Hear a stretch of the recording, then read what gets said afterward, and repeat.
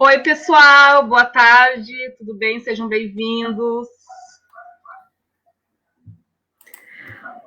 Boa tarde a todos, sejam bem-vindos.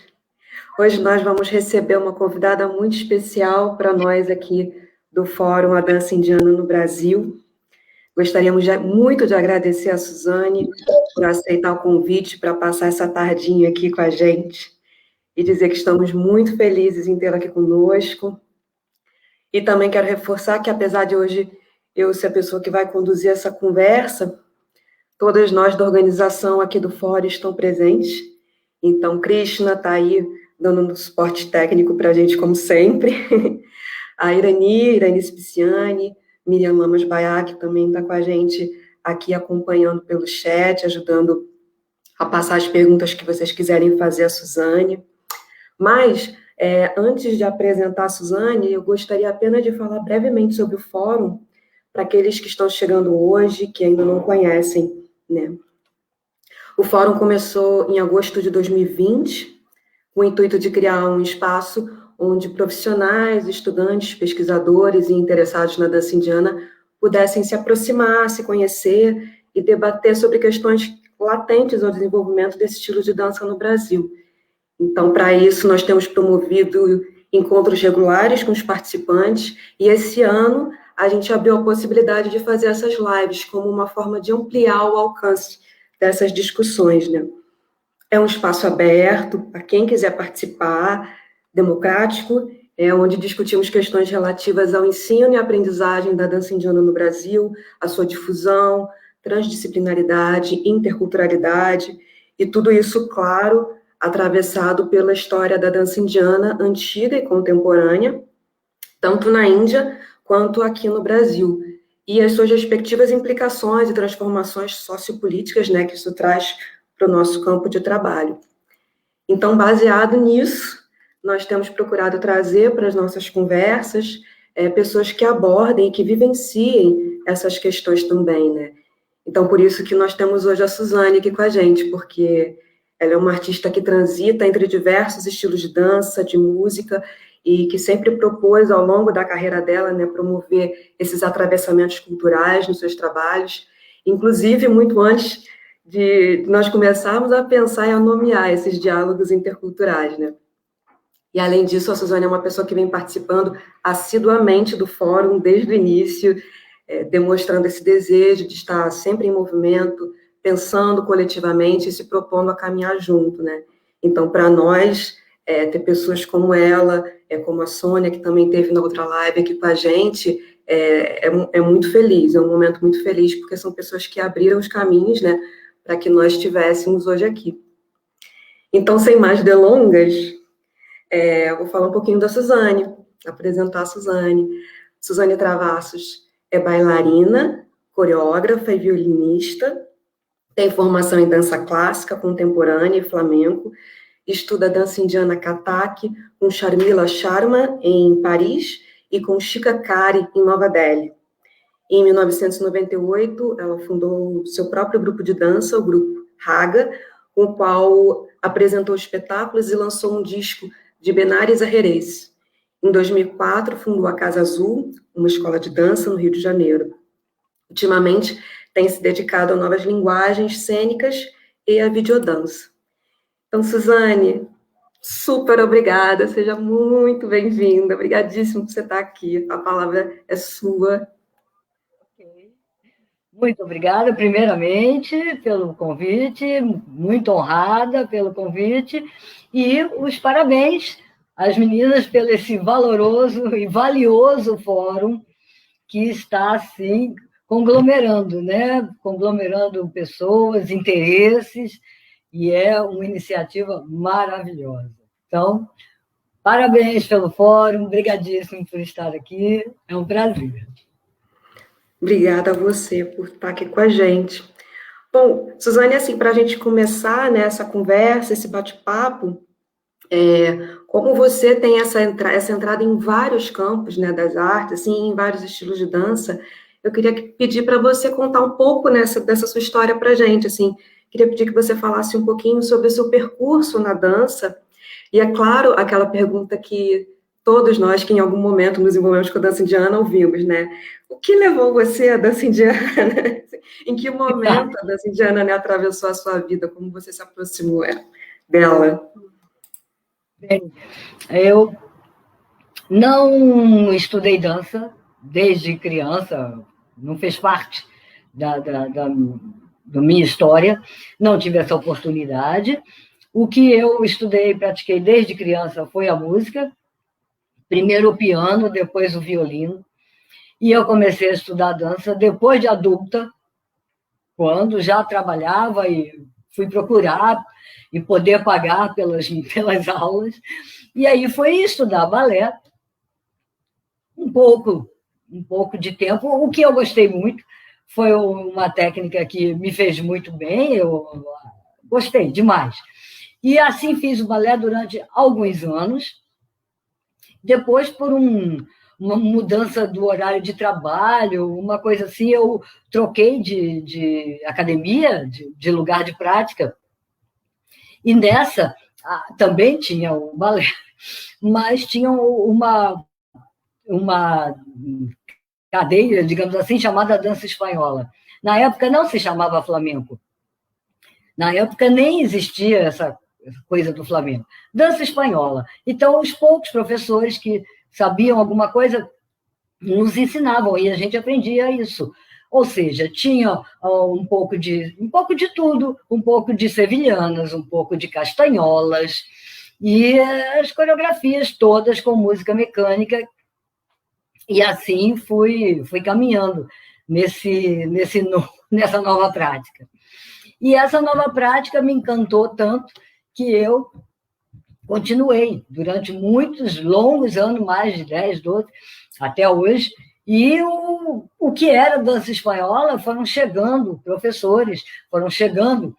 Estou falando de uma época em que não havia internet, né? Então vamos ser claros. Alguém viajava e trazia uma música, alguém ia lá para estudar e renovava, enfim. A história do flamenco no Brasil é muito interessante, porque cresceu demais, atingiu assim muitas pessoas, muitos interesses, é uma história muito legal e que está sendo narrada também em lives.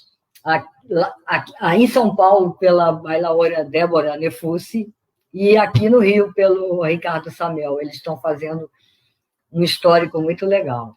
Bom, então foi isso. Aí, não, virou flamenco, então agora... E aí fomos começando a aprender os palos do flamenco, aquela história toda. Isso era bem no início. Mas muito bom. Com essa abertura, digamos assim, eu também comecei a procurar outras coisas e fui estudar a dança contemporânea na escola Angel Viana.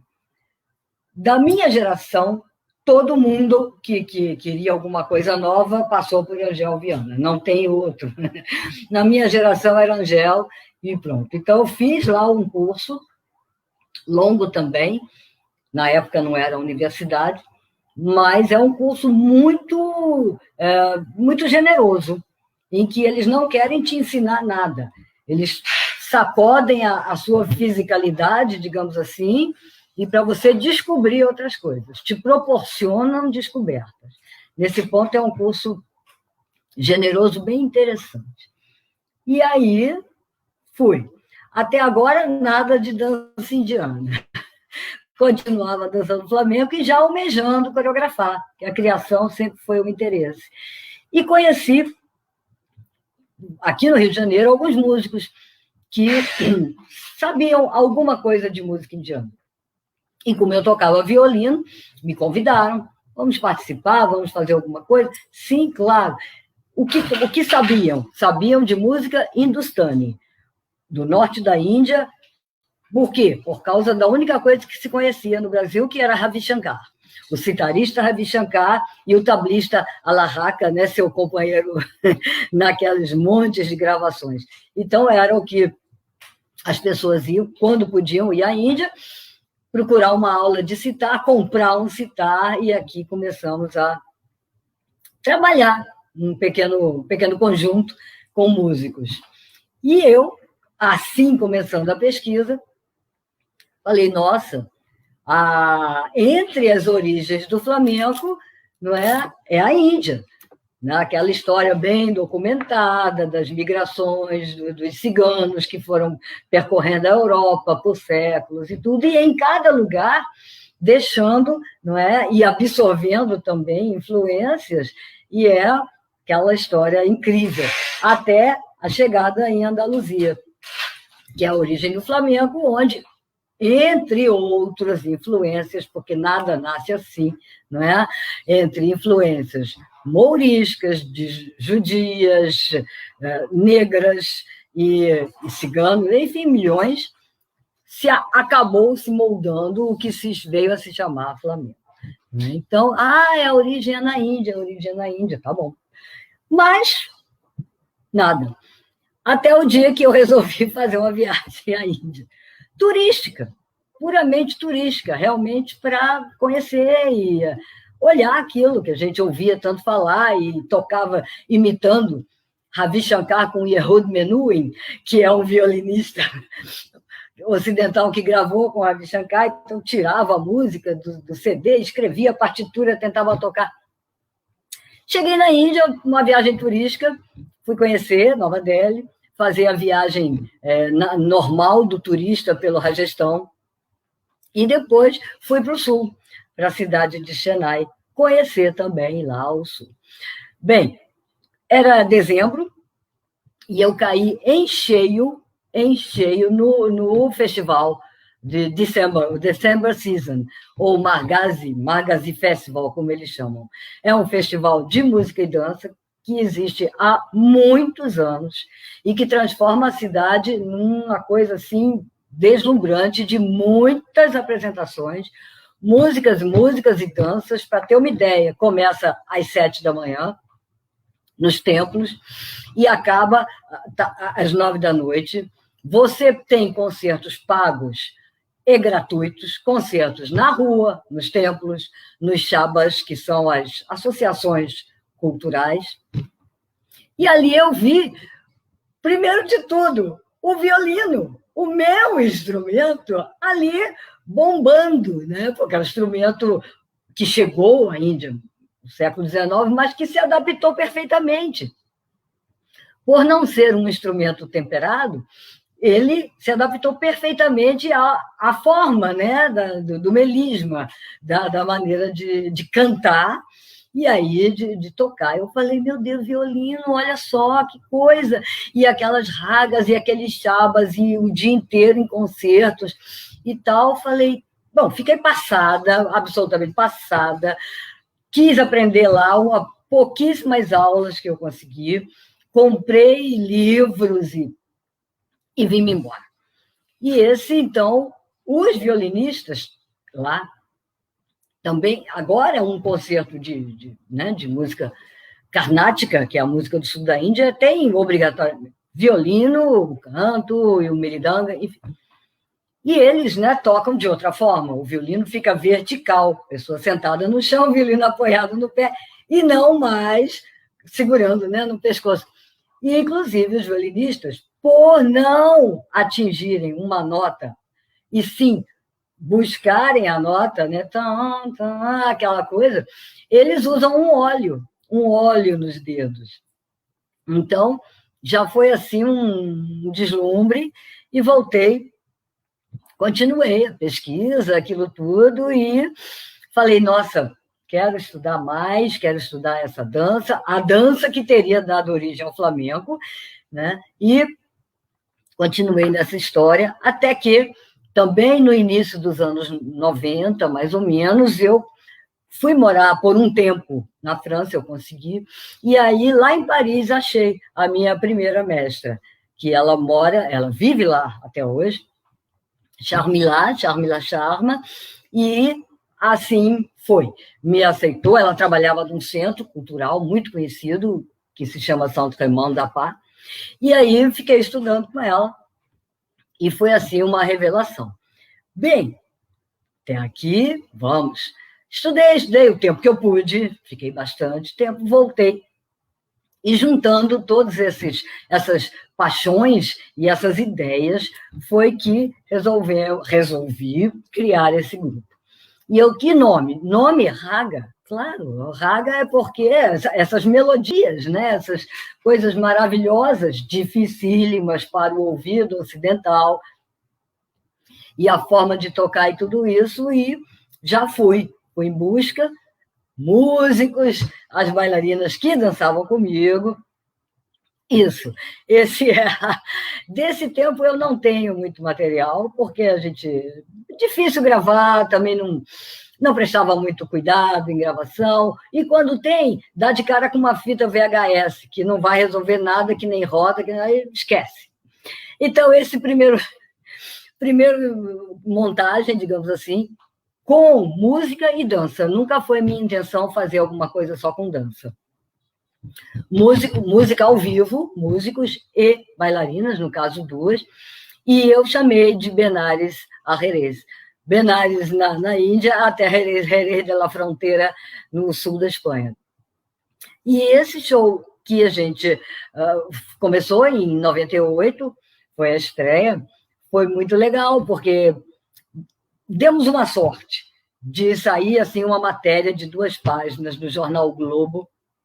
Então, o teatro da Funarte, o Teatro Cacilda Becker, vivia com gente voltando da porta, e a Funarte nos deu mais temporadas, e aí repete, conseguia, vamos para outro teatro, e sempre com um bom sucesso, o que era muito animador, que uma pessoa que faz a primeira montagem sozinho, dirigindo, e tentando tocar aquelas músicas difíceis, fazendo arranjo para os colegas, que não estavam com essa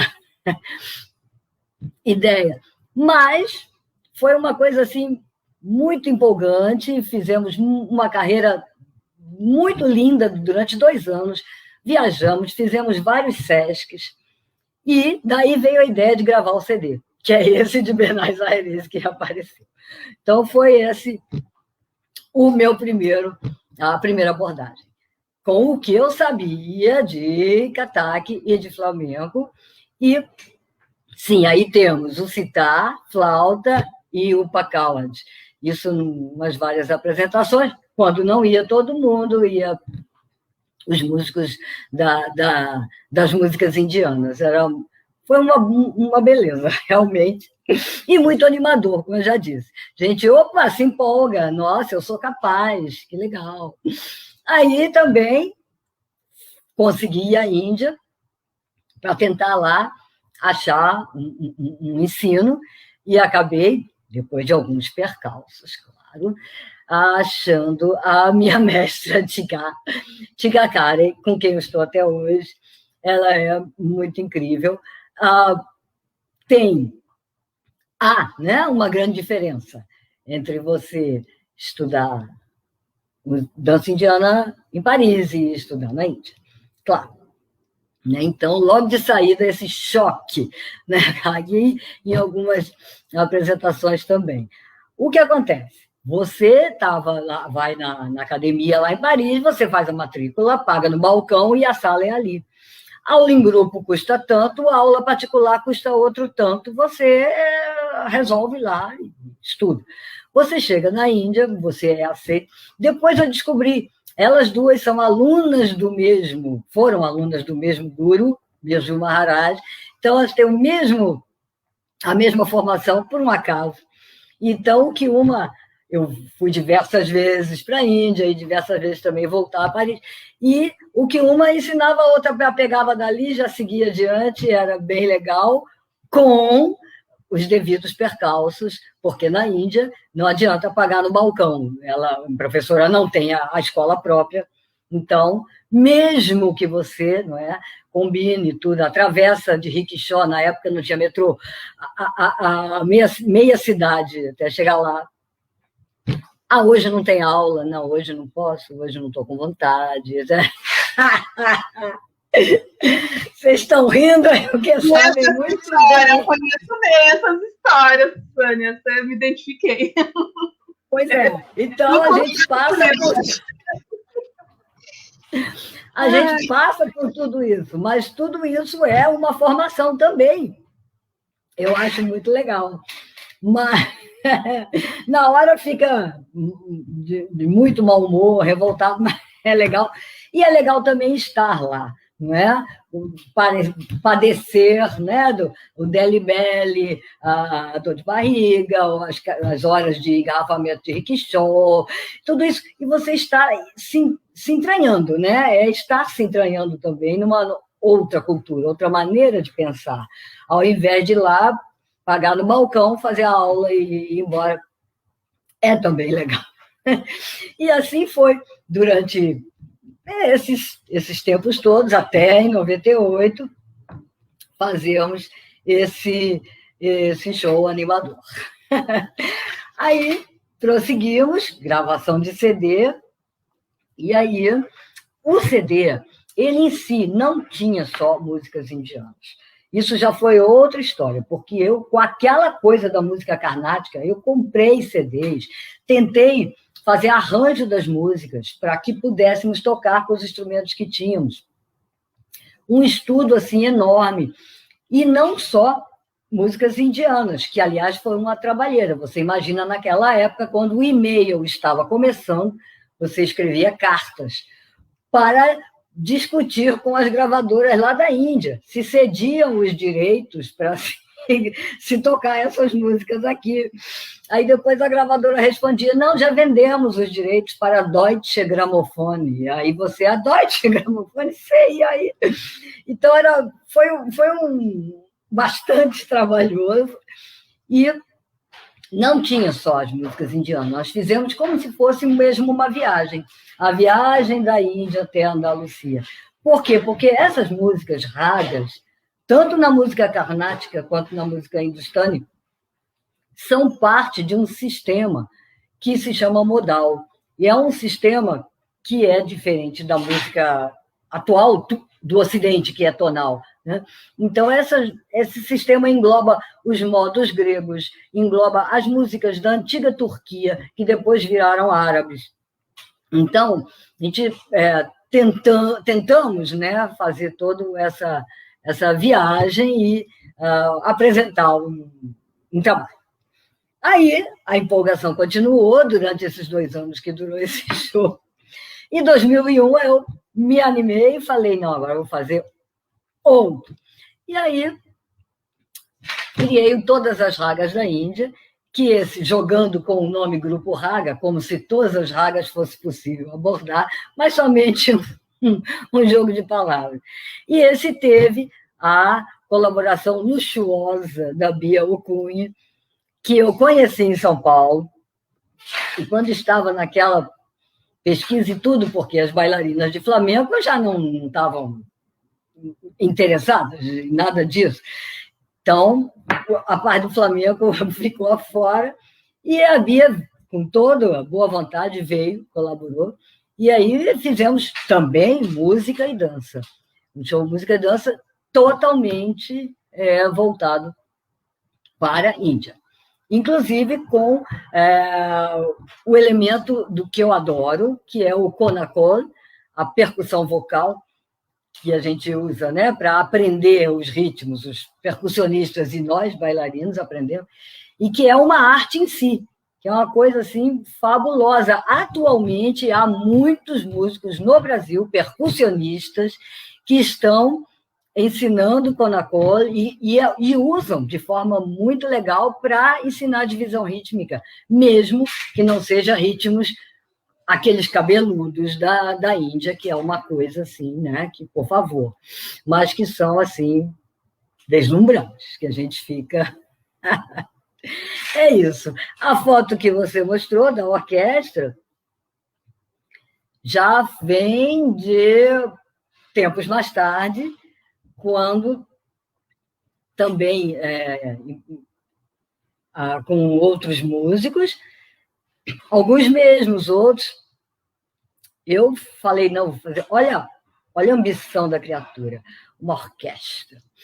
Mas tem os músicos, a gente tocando. É uma pequena orquestra, claro, de instrumentos de cordas, em que a gente tinha já tínhamos o citarista, a Soramandal, tampura, alaúde e violino. Então, fizemos, a rigor era a mesma história, vir da Índia, tocando ragas, música instrumental, com os recursos rítmicos, as variações rítmicas, aquela coisa toda, passando pelos ritmos e pelas músicas, né, antigas árabes, tudo, e, no caso da orquestra, chegando até o Nordeste do Brasil, que a gente incluiu, porque uma parte, né, das músicas nordestinas, elas têm essa influência moura, né, ibérica, que é muito lindo, facilmente reconhecível, que a gente, né, gosta demais e que a gente, os estudiosos e tudo, então, claro, mas a música veio só de Portugal pelo cantochão? Claro que não. Não, o mundo, o centro de um mundo é periferia de outro. Então, tudo vem sofrendo mutações com as escalas musicais indígenas, africanas, tudo isso. Mas esses mesmos que têm no frevo, por exemplo, deixa eu ver, posso cantar? Se eu pego,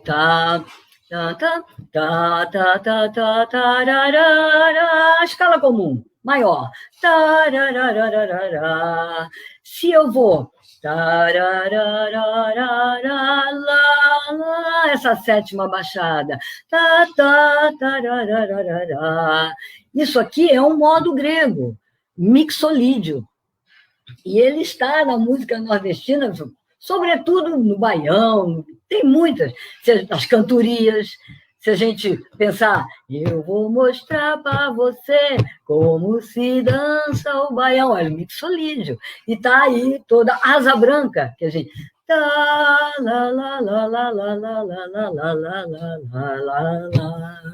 Aí eu falei, opa! Então, também foi muito legal esse tempo com os músicos de uma orquestra, né, de um grupo de cordas, e tinha percussão também, só um percussionista, mas, infelizmente, viajamos, tocamos muitos Sescs e tal, mas não gravamos o CD. Então, não tem o CD. Tem um trechinho aí, né, da orquestra no vídeo. É um micro. É o Takadimi? Qual que é exatamente? Não, é um vídeo orquestra, só de música. Orquestra. Nossa, de cordas. É só música mesmo? E é um vídeo, não é? Você já mostrou uma foto. Não tem vídeo aqui, eu só tenho fotos. Tá. Eu tenho até o videozinho, mas eu acho que eu consigo apresentar, Krishna? Desculpe não ajudar, eu não sei fazer nada disso. É como a Krishna, como a gente está no StreamYard, eu não sei se aqui eu consigo também, porque eu tenho aqui a orquestra de cordas. Pois é, essa eu acho que foi o único vídeo que eu não baixei. Bom, eu vou aproveitar, então, até algumas coisas até que eu queria perguntar, mas, assim, fico assistindo, porque é muito bom ouvir essas histórias, assim.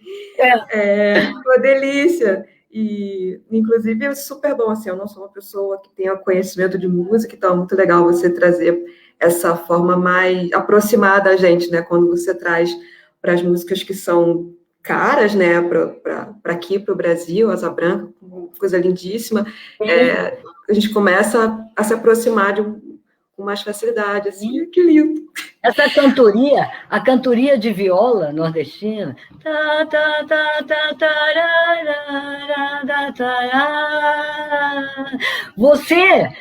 aquilo é uma coisa puramente modal, a viola fica no mesmo tom, como se fosse uma tampura, o tempo todo, e a forma de entoar vai passando, né, pelas notas. Esquece a letra, ouve só a música. É um imã na mesquita, chamando para a prece.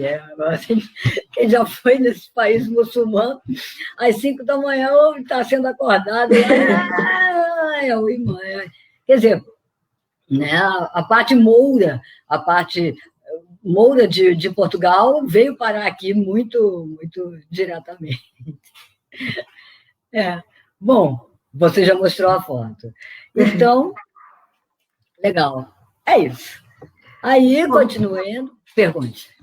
Não, eu aproveitar para perguntar sobre como você está trazendo sempre, né, essa relação entre a música e a dança na sua vida e nos espetáculos, assim, eu sou apaixonada pelo de Benarisa Herreys, até uma coisa que eu tinha comentado com a Suzane, né, quando a gente se falou, fez esse convite, assim, a Suzane foi a primeira pessoa que eu vi pessoalmente fazendo dança indiana, porque em 2001, nesse espetáculo que ela está comentando, Todas as Ragas da Índia, porque na época a minha professora de expressão corporal tinha ido para a Índia para estudar dança indiana, né, era a Glória Azevedo, e eu nunca tinha ouvido, assim, eu ouvia, porque eu estudava com ela e tal, mas era outra coisa, não tinha. Então, mas não conhecia, e eu ficava assim, não tinha YouTube na época, não tinha rede social, não tinha, era isso. Até cassete era para poucos, porque quantas pessoas podiam ter câmera, né? Carregar a câmera para os lugares. Não era barato, não era não barato. Não era, não. Então, não tinha referência nenhuma. E aí eu me lembro, enquanto ela estava lá, apareceu um espetáculo, alguém falou, não sei nem quem, se alguém falou, tem um espetáculo de dança indiana no Cacilda Beck. E aí todo mundo saiu para ir ver, sem ter noção. Vamos ver o que é dança indiana. E era justamente esse espetáculo. E nele eu comprei o CD de Benarisa Herreys, que eu absolutamente amo, carrego ele no meu celular, assim, o tempo todo. Obrigada. Eu adoro, assim, adoro, e eu sinto muito, assim, não ter chegado antes, sabe, não ter conhecido, não ter assistido esse espetáculo. Mas queria até pedir para você falar um pouco para a gente sobre esse processo criativo, porque como para você tem essa questão da música e da dança estarem sempre muito entrelaçadas, assim, de que maneira essa construção, por exemplo, do espetáculo se dá? Digamos, normalmente quando a gente pensa, né, aqui no ocidental é um pouco delicado de dizer, mas assim, normalmente a gente pensa em pegar uma música e fazer uma coreografia para ela, né? Quando a gente tem lá a estrutura da dança indiana, muitas vezes a gente vai aprender a dançar na contagem, ou no máximo a professora cantando, né? A música é a última coisa, às vezes você vai ouvir a música no dia de se apresentar, né? Você vai ouvir realmente uma composição toda. Mas eu queria saber assim, como é que é o seu processo, assim, você vem junto, você cria a música e pensa a coreografia, ou você tem alguma pesquisa de movimento que começa a despertar em você determinadas melodias, como isso funciona?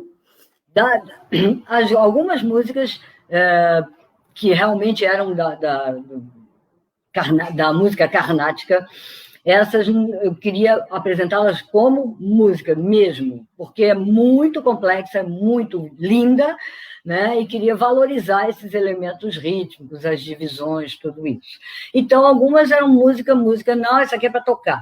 Mas vamos dançar o quê? Vamos ver. Então, algumas eram com esse palos do flamenco, que a gente adaptou para os músicos tocarem ao vivo. Aí, com o tempo passando, aqui no Rio de Janeiro já havia guitarristas, pessoas que também foram aos poucos tentando aprender e viajando, né, para a Espanha e tudo, e tentando aprender a forma especial da guitarra, né, espanhola. Algumas a gente coreografava em cima de um palo, por exemplo, tangos ou alegrias, em cima de um palo do flamenco. Algumas faziam, não, tem uma música aqui que nos foi presenteada, alguns autores nos presentearam com músicas, foi muito legal. Então, essa música, assim, ela tem um ar o quê? Tem um ar ibérico, tem um ar islâmico. Bom, vamos tentar, então. Aí partimos da música para coreografar. Então, basicamente isso. Esse já é um trecho, né, do flamenco, já num outro espetáculo que foi Takadimi. Então, Takadimi, essa em 2006, né? A minha pesquisa começou em 2005, e eu não havia conseguido gravar o CD da orquestra, então... Mas prosseguindo a pesquisa, e eu com essa minha tara por percussão, e eu resolvi, falei, não, eu vou fazer um espetáculo justamente que não dependa da música em si, do músico, que pode errar, que pode tocar outra coisa e que não vai dar certo. Enfim, é a tara pela percussão. Então, eu falei que quero fazer um espetáculo todo baseado em percussão, todo.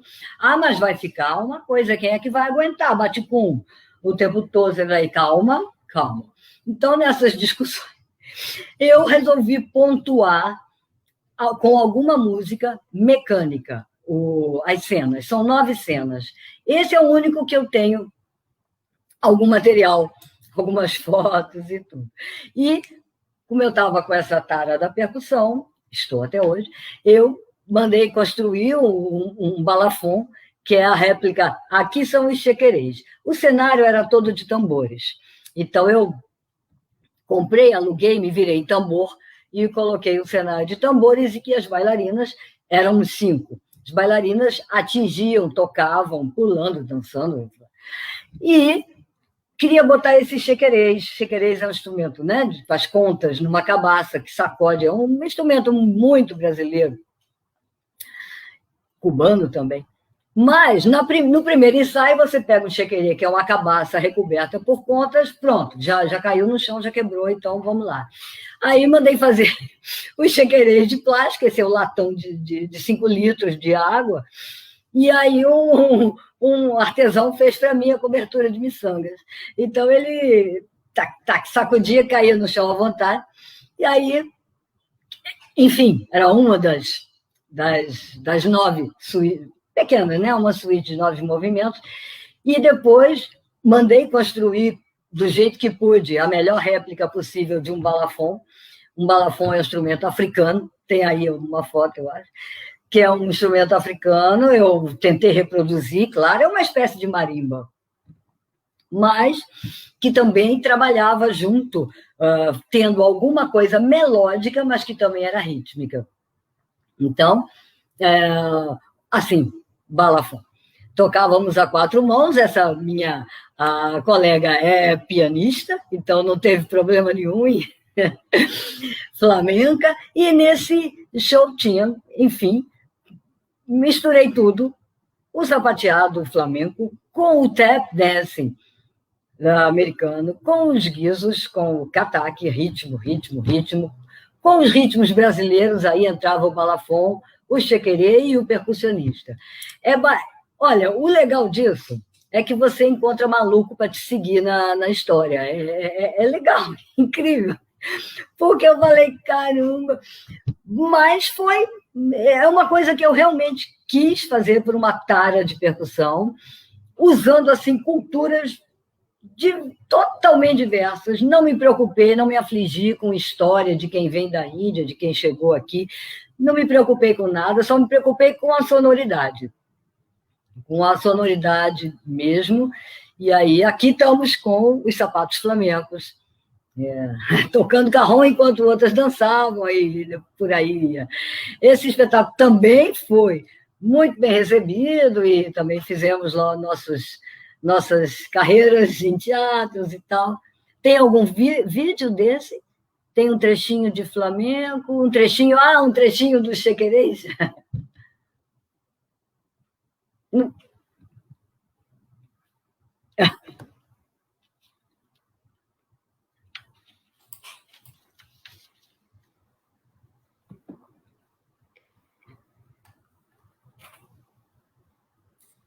Assim. Eu assisti. Esse tem os tambores, tá vendo? Joga e tudo isso era um ritmo que tinha que se virar para manter. E uma coisa muito legal, como eu disse, maluco para te seguir, porque 2 eram bailarinas balé e formação em contemporâneo. As outras 2 não eram flamencas, mas toparam fazer isso e, enfim, tudo a gente tentou desenhar, figurino que combinasse, enfim, uma série de coisas. Que bom, né? Que bom que tem as pessoas para seguirem, né? Porque é assim que a gente vai vai juntando, estamos todos aqui por isso. Vão os loucos, vão socorrendo e a gente vai se juntando. Claro. Aí, essa tem um trechinho do Flamengo também? Não.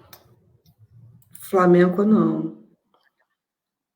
Não tem o Chequerê? Tem o Chequerê, tudo bem. Tá.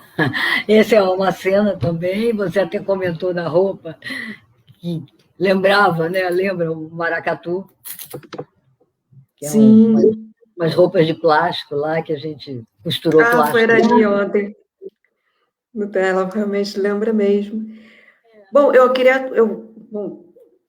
tenho algumas perguntas aqui para a Suzane, porque senão a gente vai ficar batendo papo, mas queria ver com a Cristina se a gente tem perguntas aí e também abrir para isso. Gente, o pessoal que está aí no Facebook, está acompanhando, fiquem à vontade, por favor. Vamos aproveitar. Já temos uma pergunta, mas acho que pode começar com as tuas aí, Cassiane. É que, como a Suzane tem trazido agora, acabou de trazer essa tara aí pela percussão, eu vi um trechinho até dos vídeos que ela mandou para a gente, né? Tem um do taiko, e ela já tinha comentado que ela tinha se aproximado do taiko, né? Então, Suzane, fala dessa sua tara pelo taiko agora com a gente. Como é que o taiko entrou nessa história? Como é que ele está? Você está eu assisti uma apresentação aqui em São Paulo, e gostei muito, já conhecia, assim, que aí internet e tudo mais, e procurei uma escola, um grupo, que há muitos no Brasil inteiro, você não pode imaginar a quantidade. No Brasil, há a maior colônia de japoneses fora do Japão, né? Ela é gigantesca, então há muitas escolas. E aí me aproximei de uma aqui no Rio de Janeiro e comecei a aprender e já sou tocadora já há 8, 9 anos. Quer dizer, um não conta, né? 2020 não conta porque...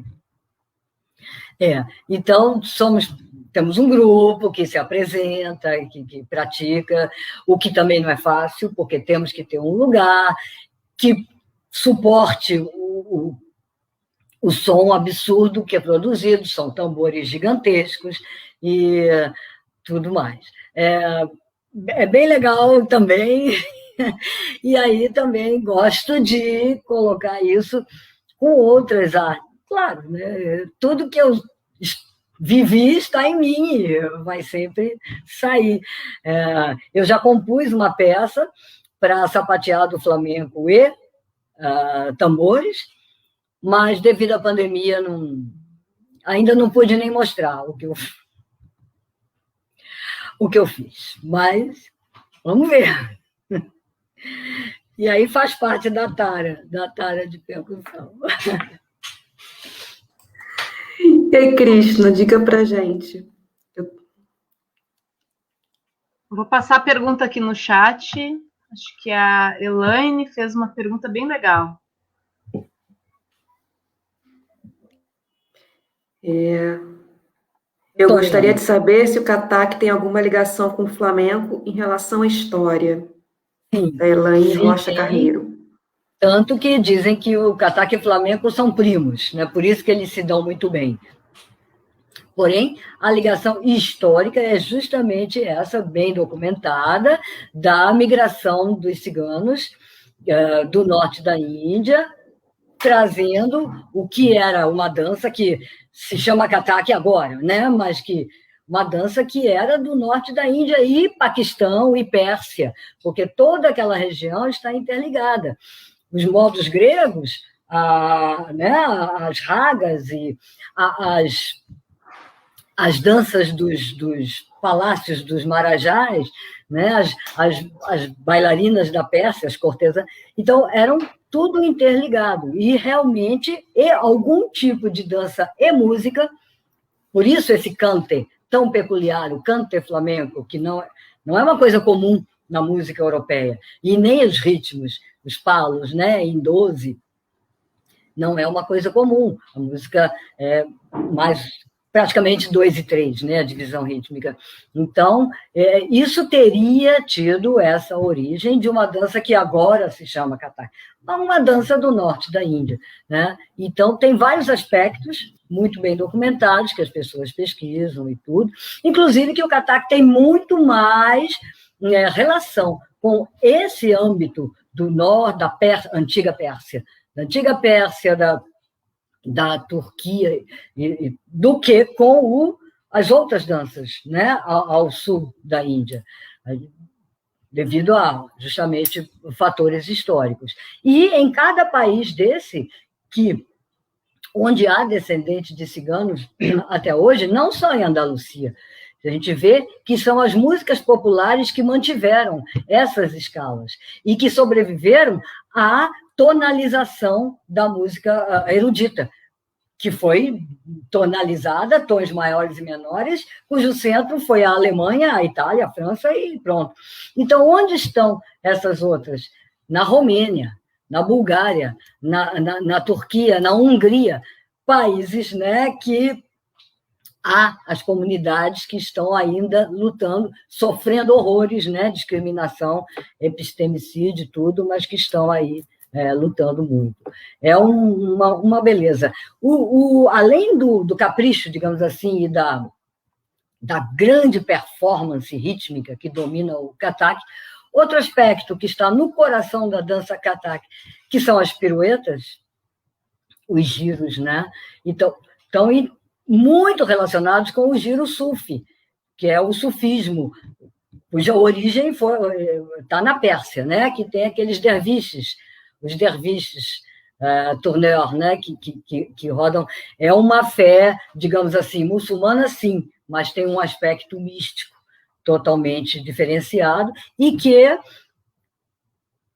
a Pérsia agora é o Irã, sem comentários, mas que esses derviches, até hoje, né, essa fé está na Turquia, na Síria, e esse giro, tanto que muitos bailarinos dançarinos gostam de fazer Sufi Kathak.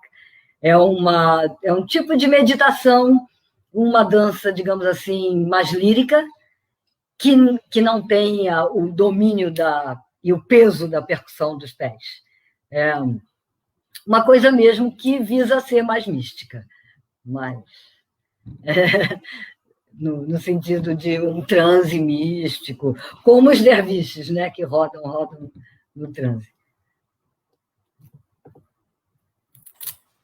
Legal. Alguma pergunta?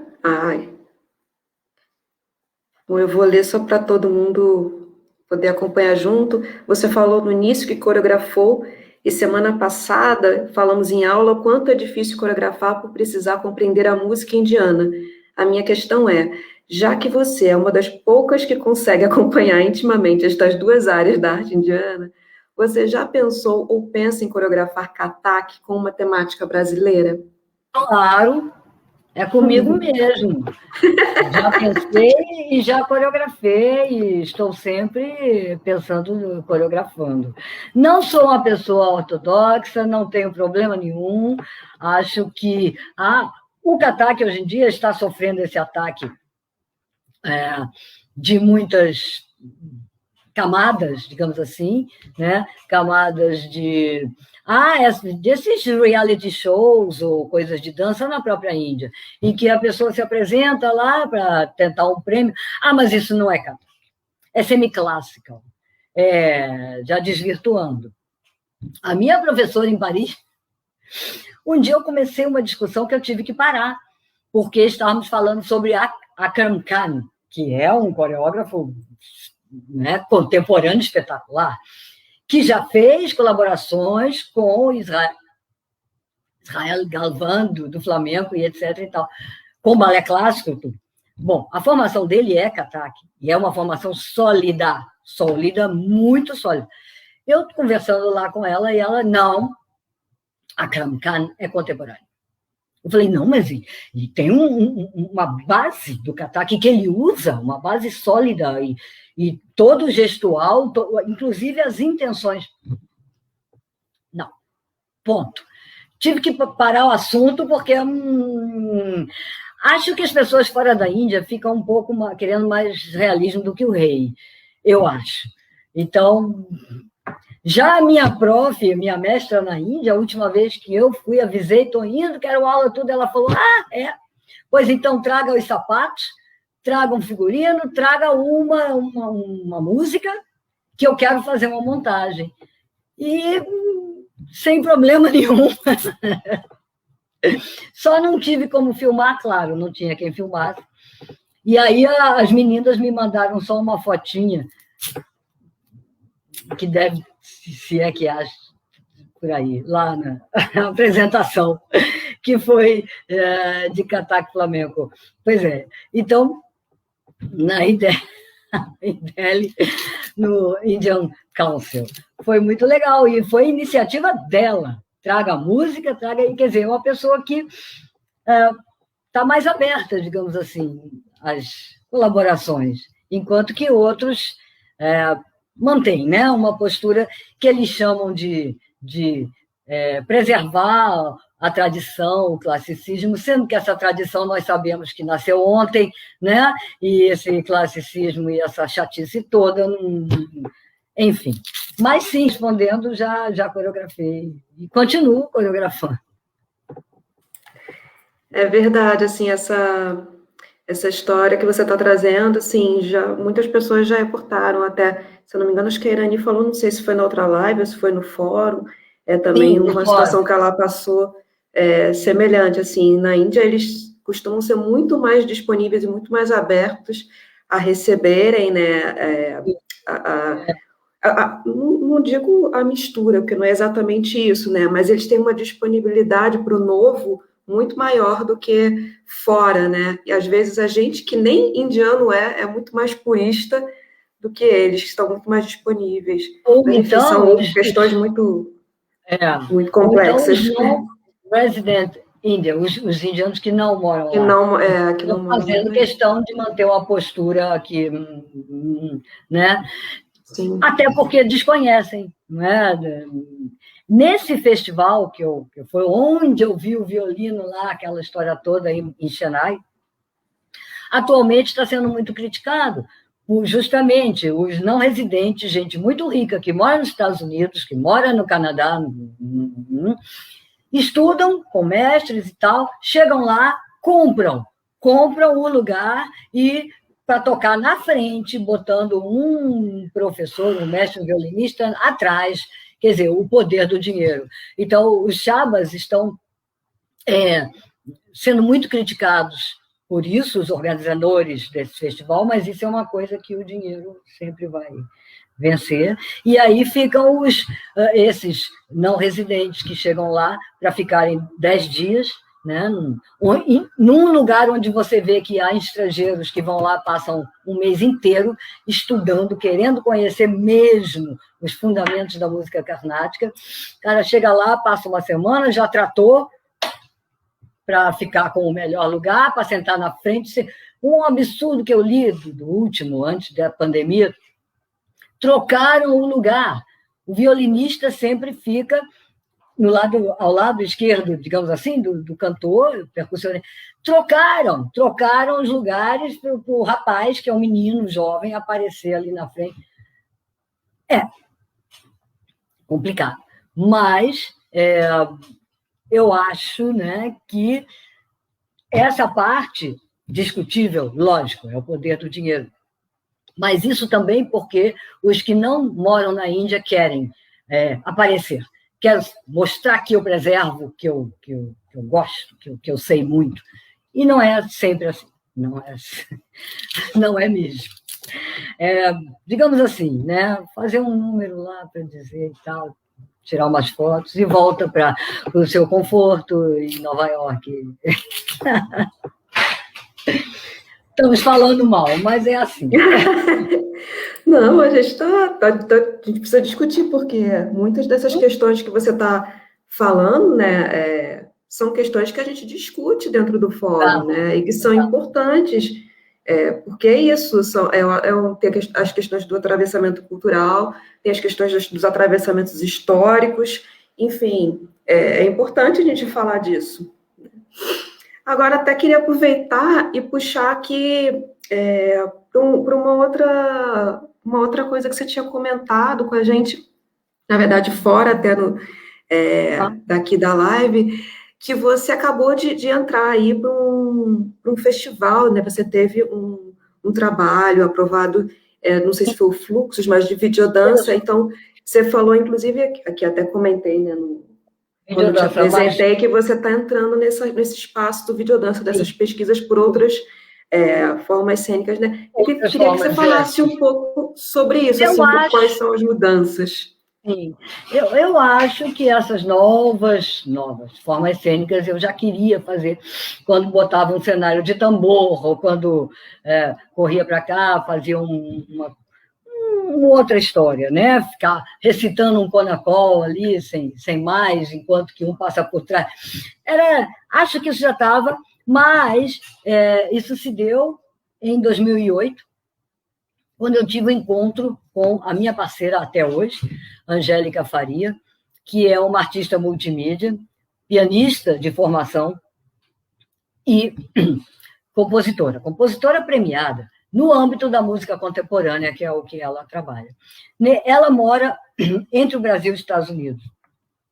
Em 2008, eu fui apresentada. Ela procurava uma pessoa que tivesse dança indiana, trabalhasse com dança indiana. Sim, e aí, sim, eu quero fazer um trabalho, uma colaboração com outros bailarinos, com uma ideia que ela já tinha escrito, visualizado, e com músicas compostas por ela, ou seja, música, dança e vídeo. O vídeo estaria presente o tempo todo, pontuando as cenas. O vídeo, ou seja, entre uma cena e outra, é anunciado pelo vídeo, que era um cantor lírico que fazia essa participação, e a cena era toda, o cenário era vídeo o tempo todo. Aí eu falei, sim, ótimo, é um prazer. E a música? Não tem. Oi? Não tem. A música vai ser improvisada. A música Kuma, a música vai ser improvisada pelos músicos na leitura dos corpos. Então, vocês primeiro vão trabalhar, éramos 3 bailarinos, vão trabalhar o que quiserem, mesclando o que quiserem, vocês têm a liberdade, e são 3 cenas, e os músicos chegarão depois. Então, eu quase desisti, porque eu estava numa zona de conforto muito ancorada em músicas, danças, flamenco, cataque, muito ancoradas no ritmo dos pés, né? Então, você está sempre ancorado naquele ritmo produzido por você mesmo que não tenha uma música, eu vou sapatear. Então, foi digamos assim, que foi foi bastante difícil, mas aconteceu. Então, Fluxos estreou aqui. Também fizemos o circuito Cacilda Becker, Centro Coreográfico, Sesc, tudo. E assim foi. Fagote, clarineta, violão e percussão. Então, a cada dia, os músicos nos liam de alguma forma, que ela havia dado algumas bases, claro, né, harmônicas, e nos liam, e depois a gente já estava até super à vontade. E esse foi o meu primeiro trabalho com a Angélica, que foi para Nova York, para New Jersey, foi também uma carreira grande, e foi a minha primeira, né, digamos assim, saída da zona de conforto, e somos parceiras até hoje. Já fizemos muitas outras parcerias, sempre sob a forma de residência, Pulsations, Interface, acho que tem algumas fotos aí, ou poucas, e sempre com outros artistas. A gente chega lá já, algumas apresentadas só lá, outras aqui, e sempre com músicos, artistas plásticos, teatro, enfim, várias. Esse também tem vídeo, esse foi Pulsations e, enfim, foi apresentado lá. Então, a gente está numa colaboração contínua, digamos assim, desde 2012, que eu gosto muito, já peguei, digamos assim, perdi o medo, E nosso último trabalho, o último, antes da pandemia, foi em 2019, em que, a convite de um âmbito de um recital em Manaus, foi no Palácio Rio Negro, ela compôs uma peça para flauta, música eletrônica, quadrifônica, ou seja, criando aquele ambiente eletrônico, ela compõe direto do computador, hoje em dia, e dança. E se chamou Amazon Vignette. E foi uma coisa muito legal, a gente foi para Manaus, aquele Palácio Rio Negro, uma coisa assim, muito, muito sentimento envolvido. Depois viemos aqui também, para a Unirio, onde foi apresentado no auditório, mas entrou a pandemia e está parado. Esse foi o trabalho assim apresentado e com plateia, digamos assim. Depois, a Angélica começou a trabalhar direto com vídeo. Vídeo, e me propõe. Mesmo na pandemia, ela fez uma proposta.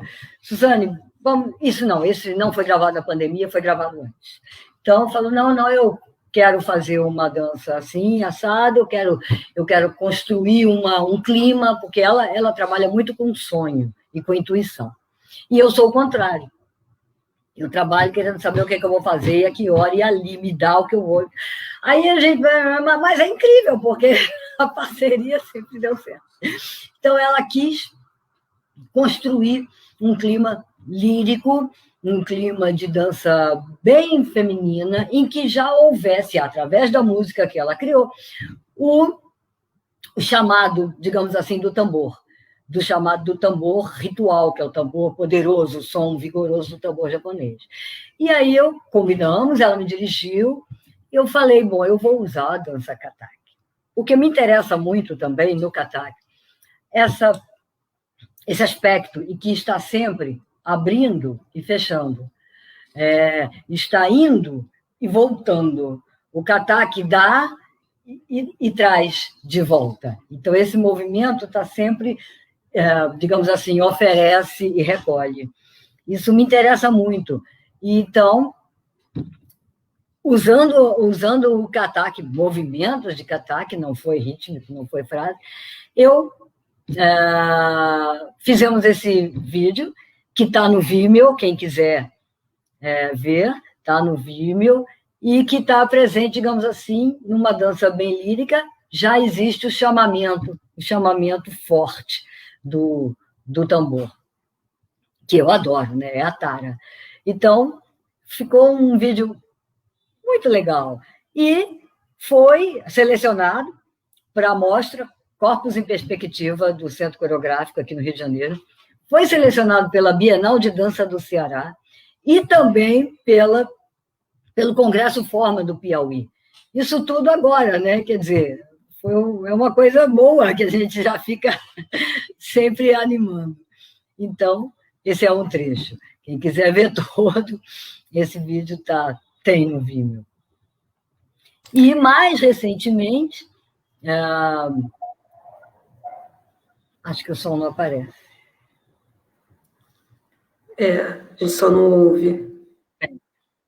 Tudo bem.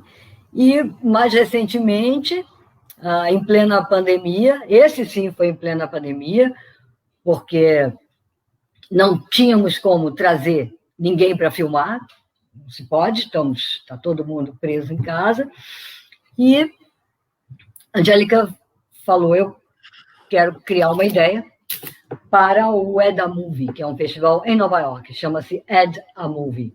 E eu quero criar uma ideia sobre, o tema era Involuntary ou Voluntary and Parents Involuntary Body Mutilations, que é um tema específico, bem pesado. Sim. E tivemos, eu falei, vai filmar, quem vai filmar, não se pode ir a lugar nenhum, não temos quem filme, não vamos chamar ninguém. Aí, assim, fui para a praia da reserva, que não é uma praia deserta, meu marido com o celular, pessoa que nunca filmou nada na vida, com o celular, discutindo, você foi para lá? Eu não sei, você não disse para onde ia. Eu falei, então calma. Mas, por outro lado, você vê a coisa do outro olhar, porque o videodança, né? Então, é uma combinação de olhares. Você não está performando a dança e a performance para um registro, não é isso? Né? O vídeo está agindo poeticamente, né? A cinematografia está agindo poeticamente, trabalhando com a ideia da dança ou da performance, do que seja. Então, essa está trabalhando junto, né? Digamos assim, as duas artes estão se mesclando. E aí, em 7 dias, filmei o que deu para filmar, mandei, ela fez a música e foi selecionado para esse a Movie Festival, uma coisa assim que inesperada, porque justamente na hora que no celular, você foi para lá e eu não vi, não, mas ficou a mão aqui, então peraí, eu filmei a mão, e aí o que conseguia filmar ia me mandando, você vê que já são outros olhares, né? O videodança possibilita outros olhares entrando, o olhar de quem não dança, né? O olhar de quem não é obrigatoriamente cinegrafista, cineasta, enfim. Então, esse foi o Eda Movie, também está no Vimeo, quem quiser ver, e foi assim em 7, 8 dias, e que as imagens ela editou, fez a música, e foi. Então, também é um aspecto interessante, que eu estou gostando de trabalhar, se bem que eu e todos os bailarinos que eu conheço estão ávidos para voltar à cena, né? Faz filme, dança, videodança, sim, todo mundo está louco para voltar à cena, porque é uma coisa inigualável, não é? A beleza, a participação, a energia é uma coisa inigualável, mas principalmente nessa época de pandemia e de também recursos, porque você vê, um celular hoje em dia pode ajudar, né? Pessoas que não têm recurso para contratar uma filmagem. Você filma um celular, te dá uma ideia, você sobe a um lugar, que lugar? Então, eu acho que também está abrindo para que a dança em si não continue sendo essa coisa elitista, que, infelizmente, né, ainda é. Não a dança indiana, a dança, né, de modo geral. Se a gente pensar que os projetos sociais foram começar aqui no Rio de Janeiro, já no final, nos anos 90, digamos assim, por aí sim começaram os projetos sociais. Quer dizer, antes dançava o quê? Quem podia pagar, não é? Aulinha de balé e tudo. E esse mundo, digamos assim, elitista do balé. Eu adoro balé, realmente, mas difícil. Eu não comecei criança, como eu já disse, né? Então você vai lá para academia, no meio de criança e adolescente, e está ouvindo um monte de coisa, que não tem peito do pé, que não tem o andeor, não é? Que não, quer dizer, é elitismo, te exclui quem não é branco, quem não é, exclui. Sim. Esses projetos sociais são muito importantes para a dança, essa disseminação e, não é, apropriação, de uma certa forma, porque todos têm que aprender tudo. Isso é o que, né, a sociedade ideal, eu sou exposta, né, ao que eu quiser, enfim. Suzane, foi interessante, não foi algo pensado, mas eu acho que a gente, inclusive, acabou fechando um ciclo. Olha que interessante, quando a gente começou a conversar, a gente estava falando da falta de registro, né, do primeiro trabalho que você fez, porque a gente não tinha acesso à câmera, a vídeo, da dificuldade que era, né, o acesso a essa tecnologia. E hoje, caríssimo, né, para poucos, E hoje é todo mundo, né? Quer dizer, todo mundo, claro, guardando as devidas proporções, Claro. ainda é uma coisa que, infelizmente, não é de acesso a todos, mas se você pensar, hoje em dia, né, quantas pessoas, se você tem um celular, você tem uma câmera na mão, você filma tudo, seja artisticamente, seja na sua vida, né, seja do cotidiano, quer dizer, inclusive, quanto de abertura, né, isso trouxe para a comunicação e para as novas tecnologias. Então, legal que haja, inclusive, essa possibilidade, principalmente para o pessoal, né, para os artistas da cena que estão sofrendo muito nesse momento, no sentido de que é um trabalho presencial, mas que bom que a gente, por outro lado, também está tendo esses recursos, né, ou no mínimo tem essa possibilidade de conhecer, de se abrir para conhecer essas outras formas de trabalhar, que talvez, se não fosse isso, a gente nunca ia olhar, né, ia ficar também ali tudo muito segmentado. Eu sou do teatro, eu sou da dança, eu sou da videodança, eu sou do... Então, é legal que a gente sou esses atravessamentos. E eu sou do flamenco, eu sou do balé, e coisa. E dança, é dança ou é performance? Ou é teatro? Começa essa, né? Né? Você tem que caber em caixinhas, caber em Exatamente, a coisa de ter que rotular. Então, isso assim, nunca nunca foi minha preocupação.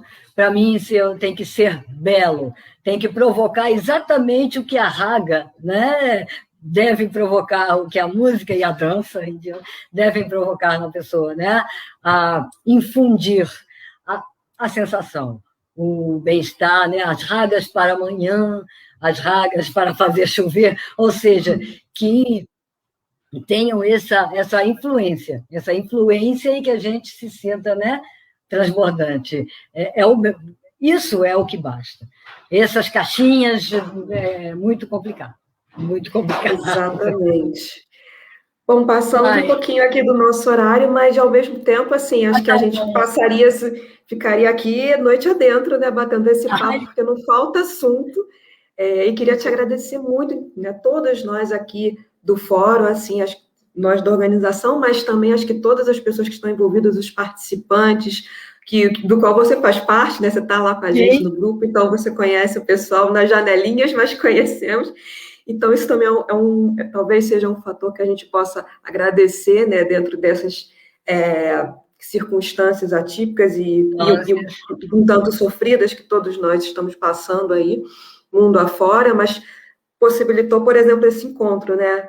Quando passaria pela cabeça da gente, ou mesmo que passasse, imagina se a gente quisesse promover um fórum presencial, enfim, você está aí no Rio, a Cristina está em Porto Alegre, eu estou aqui em São Paulo, olha que loucura. A Miriam está aí no chat, está na Espanha, a Irani aqui em São Paulo, então, assim, essa possibilidade... da tecnologia, né, que desenvolveu muito. Então, a gente tem que realmente... E queria te agradecer muito, porque eu acho que, como comentei lá no início, né, a gente tem buscado trazer pessoas que dialoguem com os pontos que a gente vem trabalhando no fórum, que a gente julga tão importantes, né? Então, você trouxe vários desses elementos, esses atravessamentos, tanto artísticos quanto culturais, e principalmente, acho que muito importante essa sua fala, a gente até fechar deixando essa sementinha aí, né, porque é algo que, como você falou, não é só relativo à dança indiana, nem ao balé, que são esses lugares de colocar a gente numa caixinha, né, moldurar quantos corpos são rejeitados. Acho muito bom que você tenha trazido, inclusive, o fato de você ter começado tarde na dança, ou não ter começado tarde, não, você começou na hora que você tinha que começar, na hora que aquilo se abriu para você, e olha o tanto que você percorreu, então era o seu momento. Então, talvez se tivesse começado lá criança, tivesse desinteressado, sido obrigada a fazer, então, a gente chega na hora que tem que chegar, né? Mas quantas crianças, quantas pessoas muitas vezes querem, têm interesse, têm desejo, e não podem estar, seja pela questão financeira, ou mesmo que você tenha tudo, que você até encontre um espaço social ou não, que você possa pagar, às vezes há rejeição de fora, né? O seu corpo não se adequa a essa dança, seja o seu corpo social, seja o seu corpo físico, então, desde a raça, né? Desde a questão que é entendida como raça, se é que a gente pode chamar de raça, mas desde o tom da sua pele, ao formato do seu corpo, a sua altura, ao seu jeito de andar. Então, tudo isso são questões que a gente vem debatendo, né, por meio da dança indiana, mas que eu acho que são questões que atravessam a dança de uma forma geral e que a gente precisa falar sim, precisa discutir sim, e principalmente estamos aqui nos dispondo a quebrar, né, seja que aos pouquinhos, mas pelo menos assim, o que a gente tem, quem tem os seus braços aí dentro dos seus grupos, das suas turmas, das suas reflexões, ou mesmo aqui numa live, se a gente tem a possibilidade de dizer, vamos mudar isso, né, vamos pensar de outra forma, vamos no mínimo refletir, enxergar, olhar para isso. Né? Porque exatamente, às vezes a pessoa está tão imbuída naquilo que foi colocado desde cedo e tal, que não vê outra coisa, não vê porque o mundo parece que fica assim, né? Justamente numa caixinha. A importância desses projetos sociais é tão incrível que hoje em dia você vê orquestras aqui no Rio de Janeiro, no Brasil todo também, né? Orquestras sinfônicas de qualidade como europeia, uma qualidade assim total de músicos que vieram onde? Estudam nas favelas, lá na Maré, e não tem instrumento. A Orquestra da Rocinha, que é um lugar que eu gosto muito de colaborar e tudo mais, poxa, é uma coisa, a qualidade de tocarem, sim, sinfonias, sim, senhor, sabe? Não é para tocar qualquer coisinha, não, tico-tico no fubá, não, tocando sinfonia de Beethoven, sim, com qualidade, com muita raça, instrumentos doados que vão arranjando, vão comprando, enfim. É uma coisa que é como se... Né, fazer negar a uma parte, né? Uma parte do mundo, uma parte da população, coisas tão amplas de cultura, e ao mesmo tempo que quem já vem de uma classe, né, que pôde olhar para essa cultura eurocêntrica, né, como eu, que toquei violino, sonatas de Beethoven, tudo isso, mas que se possam, né, aproximar, que se possam, né, integrar, tudo. A arte é tão maravilhosa. Então, sim, a gente tem que estar atento, tem que estar muito atento para não entrar numa caixa. Exatamente. Então, Suzane, te agradeço muito, agradecemos todos muito, agradecemos todas as pessoas também que vieram aqui participar dessa tarde com a gente, dessa conversa, que estiveram aqui nos comentários, que mandaram perguntas, dizer que a gente continua, segue com o fórum, vai seguir temos o nosso encontro, né, para quem está lá no próximo mês, e depois no outro mês teremos uma outra live, assim, sempre buscando pessoas que possam movimentar a nossa cabeça, como a Suzane fez hoje, né, dar aí uns curtos-circuitos um pouquinho para a gente, que é para isso, para a gente se mover, e dizer, inclusive, que é super importante, a gente tem aí, né, o nome do nosso fórum, né, a dança indiana no Brasil, mas também gostaria de apontar que hoje esse fórum está se expandindo bastante, porque uma das coisas que a gente percebeu, e a Suzane trouxe muito isso hoje, é que não dá para a gente só falar de Índia sem falar de Brasil,